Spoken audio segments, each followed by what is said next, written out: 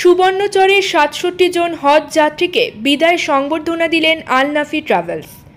নোয়াখালী থেকে আমাদের প্রতিনিধি আহসান হাবিবের পাঠানো তথ্য ও ভিডিও চিত্রে ডেস্ক রিপোর্ট।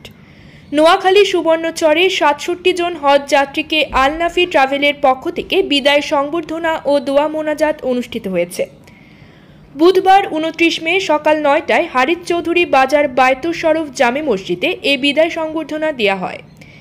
হজযাত্রীদের বিদায়ী সংবর্ধনা অনুষ্ঠানে উপস্থিত ছিলেন বিশিষ্ট সমাজসেবক ছায়েদুল হক ভূঁইয়া, সাগরিকা সমাজ উন্নয়ন সংস্থার ডাইরেক্টর হাজী শামসুল হক, সাগরিকা সমাজ উন্নয়ন সংস্থার ডাইরেক্টর হাজী শামসুল হক, মাওলানা জয়নাল আবেদিন, আলহাজ মাওলানা রিজওয়ানুল করিম,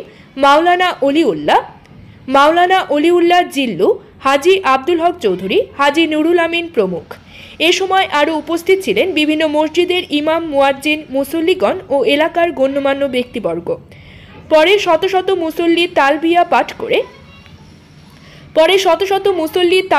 পাঠ করতে করতে হজযাত্রীদের বিদায়